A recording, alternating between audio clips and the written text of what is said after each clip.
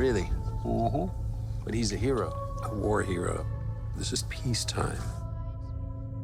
You think this can last? There's a storm coming, Mr. Wayne.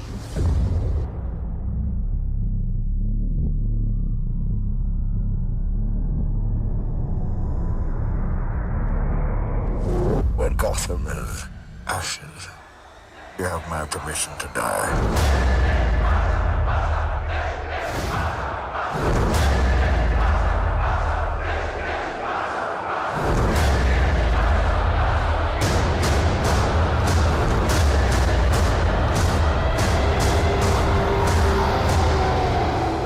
What's going on, everyone? The Great Talent here, and today we're going to talk about The Dark Knight Rises. Yes, okay, we've reached the end of our Dark Knight trilogy in our Batman rewatch, or my Batman rewatch, rather. And yes, so, a lot to say about The Dark Knight Rises. Not all as positive as The Dark Knight, unfortunately. I don't think I could ever talk that much good about a movie like I can The Dark Knight. That isn't, like, super rare of me to do. Because like the other channels are out there on YouTube say, like, no movie is without sin or without doing anything wrong. Unfortunately, The Dark Knight Rises has a lot of sins. Not anything too crippling, but they have to be noted, they have to be documented. But so before we get into it, just want to thank the few of you out there who are constant supporters of this channel. Thanks as always for stopping by. If you like the video, if you're a newcomer and you like the video, hey, why not like the video and subscribe? Be doing a lot more movie marathons like this. Got a lot of games in the works I'm going to review. Going to go see The Batman next week. That's why I'm doing this marathon. I'm seeing The Batman when it comes out day 1 on Friday, March 4th at nighttime. So I'm going to see that. I got one more movie left in this marathon that I'm going to do. It's going to be Batman vs. Superman, the Ultimate Cut. Didn't really care for it when I first saw it, but maybe the Ultimate Cut will change my mind. But anyway, with that being said, so The Dark Knight Rises, I just want to get this out of the way first. I want to get all the negatives out of the way first, because I do want to, when I get into the plot breakdown and when I start to, like, give my praises out here and there, what I did enjoy about the movie, I got to get a lot of negative shit out first. And first and foremost is, I have not witnessed a movie in my lifetime that has such bad pacing as The Dark Knight Rises. The Dark Knight Rises, folks, has some of the worst pacing that I have ever seen in cinematic history. Okay, now I'm gonna break down for you. So this is gonna be a little bit of a, there are spoilers in the Dark Knight trilogy review, because I feel like I have to, in order to fully express myself about these movies, I feel like I have to drop some type of spoilers, whether they're mild or moderate. So the first hour, I would say the first 45 minutes to 50 minutes of the movie, I watched the timestamps go by, and the story picks up right after, literally right after the Dark Knight ends. But then they kind of fast forward. They do like a little monologue, and they fast forward about 8 years after the events of the Dark Knight, and you kind of see how broken Bruce Wayne disappeared from society, and he disappears like he's in it, but he's not in it, kind of sort of. Batman's not in it, but Bruce Wayne is in it. He's a broken man. He's crippled. He's got a lot of fucking physicality issues. Like, his knee is fucked up. He needs a lot of shit done, a lot of medical shit done, like physically, like he's fucking broken, because the Batman, apparently, being the Batman for only a 12-month period of time has fucking debilitated him. So, and also he kind of mentally had a breakdown, because he was under the impression that Rachel, his the love interest in the last movie, his childhood love, chose him over Harvey Dent, and that wasn't the case. She actually chose Harvey Dent, but he didn't know that, because Alfred burned the letter that she wrote for him before she died. And with that being said, again, 45 to 50 minutes go by that it's just Bruce Wayne trying to rehabilitate himself, to get back into the swing of things, of being Batman, after, like, newcomer Bane here, played by Tom Hardy, is trying to finish what the League of Shadows started in the first movie, Batman Begins. And it's just, once he gets a whiff of Bane, like, trying to, like, burn Gotham to the ground, he's like, all right, I got to get back into training, this, and that. But it takes 45 to 50 minutes, folks. Now, mind you, this is almost a 3-hour movie, like a 2-hour and 45-minute movie, right? 45 of those minutes, like almost a third of the movie, is dedicated to getting Bruce Wayne back on his feet to don the cowl and the cape again. And when he does, he's only in the Batman attire. Don't get me wrong. When it first happens, I get they probably did that for anticipation purposes. I get it. When you want to do it once, okay? Once, fool me once, shame on you, fool me twice, shame on me is the expression. So they do it not only once in this movie, folks, they do it twice. Twice they fucking do the disappearance of Batman. So the first time, I get it, he has to rehabilitate himself, he has to rebuild his mental and physical prowess to become Batman again after 8 years of being absent from being Batman. And when he comes back the first time, it's like magical, you get that feeling like, oh man, this is gonna be awesome. He's only in the Batman suit and only doing Batman shit for literally, I counted it, folks, for less than 20 minutes, maybe 18 minutes. And then Bane fucking breaks the Batman, and then he goes to this fucking cave, this well prison in the fucking bottom of a cave that is kind of nonsense because the only way out of this fucking prison is to climb up with no security or anything like that.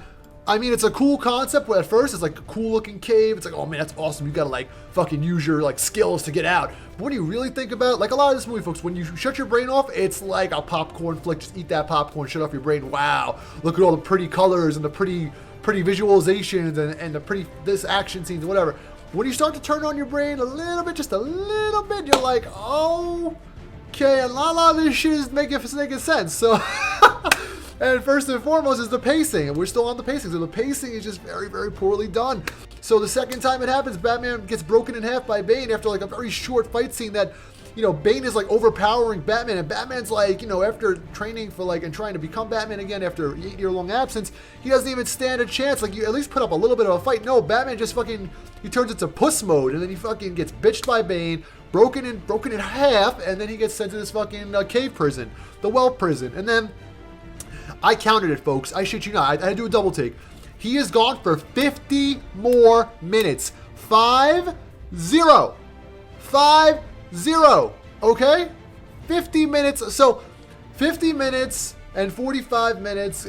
You're calculating at a total rate of more than half the movie. More than half of the movie, he is gone. Batman is nowhere to be found in this movie. It's all Bruce Wayne, Bane.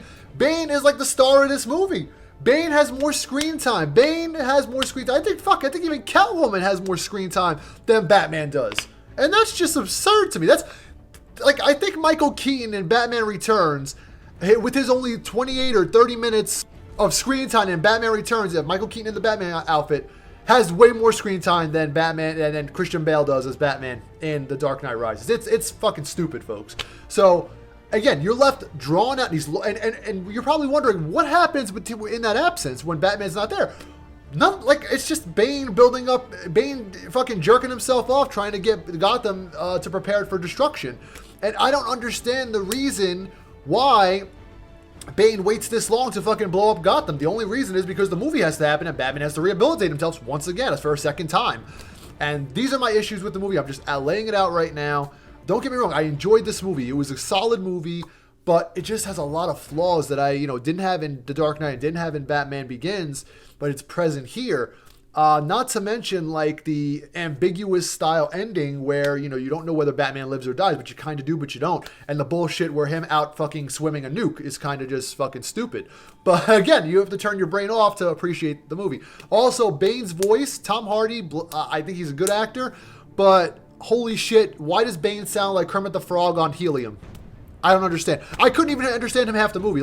It's you're going, what? What half the shit he's saying is whoa, it doesn't matter which, oh, it doesn't matter what they want, what doesn't matter is our plan, oh, what the fuck?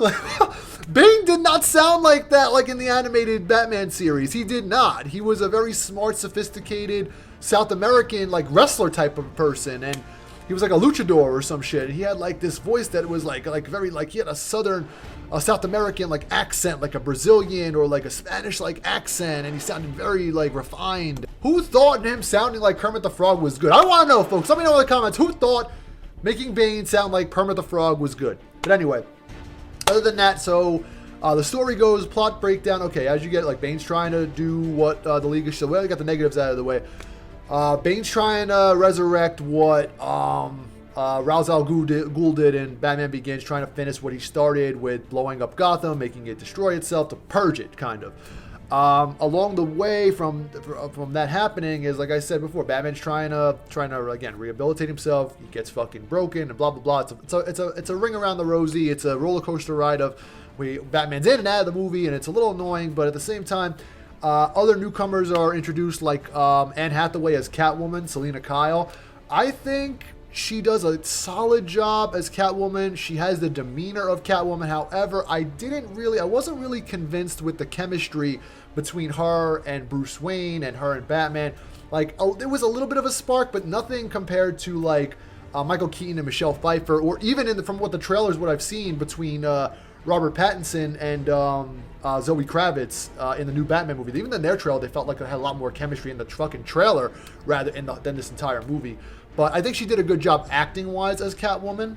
She had that like sexy like demeanor, that little prowess. But other than that, you're joined by Robert Blake, who's one of these like cops, the cops who like kind of like he knows Batman's identity for some whatever reason, he just does, and it's a kind of a bogus like facade, I guess you want to say, or like kind of a tacked on Robin like character, which they kind of just tack that shit on in the end of, again, spoiler alert, they kind of just say, oh yeah, by the way, my name is Robin and I'm gonna go find the Batcave at the end of the movie. Oh yeah, we're gonna hint at a much better movie that could have starred Nightwing or Robin than we got with The Dark Knight Rises. And again, all of this that I'm saying may sound derogatory, may sound negative, but I'm just trying to point out its flaws because, again, at the same time, this is just the thinking part of my brain, folks. Just rambling on.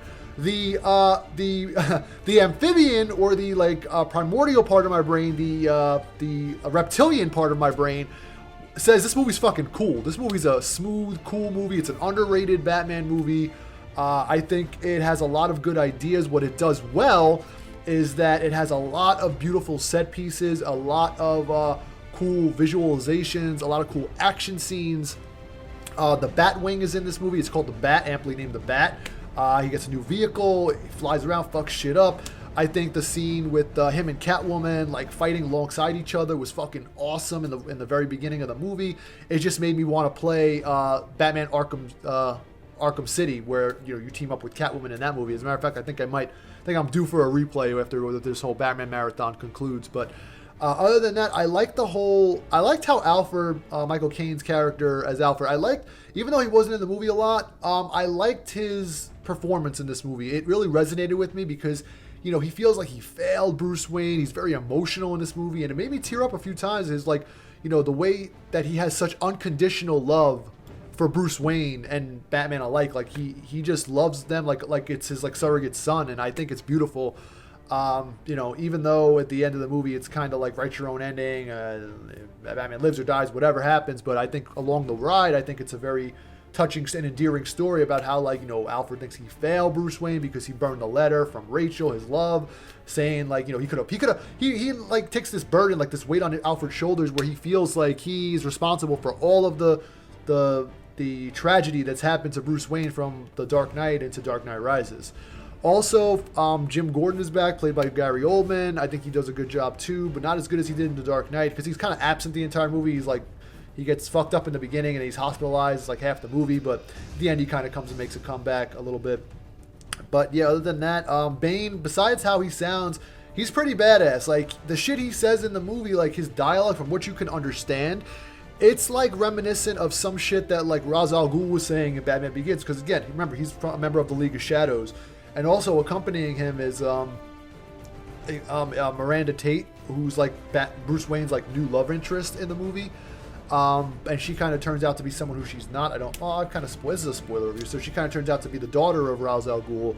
And that shit just kind of fucking takes a spiral turn in the end of the movie in the final act.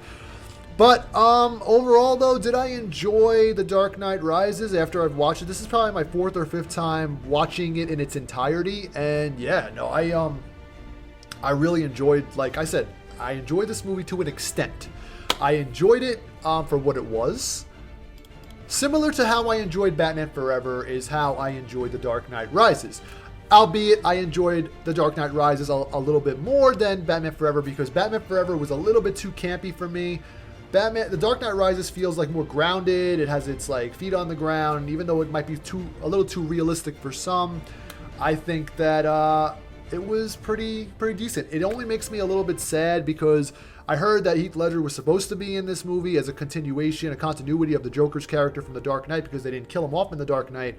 But I would have liked to see him, like, for example, there's a criminal courthouse scene where the criminals are running the court at the end of the movie, where it's Cillian Murphy, the Scarecrow. He makes a return in all these movies in some way, shape, or form. So he returns as like the judge, judging the Gotham City Police Department and all the politicians and whatever and the citizens to like sentence him to death or whatever. And I think that if Heath Ledger's Joker would have survived and lived on, rest his soul, he would have probably been the judge and jury and executioner in that scene. You know, even though Bane is the main villain. I don't know. Maybe they would have just made Heath Ledger's Joker the main villain in this movie, and we could have avoided the whole Kermit the Frog voice. But anyway, that being said, if I had to score The Dark Knight Rises on a scale of 1 to 10, I'm going to be generous a little bit. I'm going to give it a 7.5 out of 10. I think it's a good movie. It's a solid movie. Just shy of greatness. Again, pacing is the most terrible pacing I've seen in a movie to date. A lot of plot points don't make sense. Some mild acting hiccups here and there, like the character playing Miranda Tate, she kind of forgets how to act in the last part of the movie, and you kind of can tell. Little hiccups. It just feels, folks, that this movie was very rushed, even though it took an extra year to make. And what I mean by that is the length of time between Batman Begins and The Dark Knight was 3 years. Batman Begins came out in 2005. The Dark Knight came out in 2008. 3-year time. In that 3 years, they fucking crafted perfection. Again, same writers, same screenwriters. You had Jonathan Nolan, David S. Goyer, Christopher Nolan. The length of time between The Dark Knight and The Dark Knight Rises was 4 years. It delayed production for 1 year. I think it went into some type of production hell for an extra year. So you had 4 years to get your shit together to close out this fucking trilogy, and you kind of dropped the ball a little bit. So anyway, it is what it is. I just kind of wish we got that Nightwing movie, that Robin movie. But anyway, that being said, that is my review of The Dark Knight Rises. Next stop will be, and the final stop in this Batman marathon will be Batman vs. Superman, the Ultimate Edition. So look forward to that in the coming days. Thanks, as always, for stopping by, and I will catch everybody next time.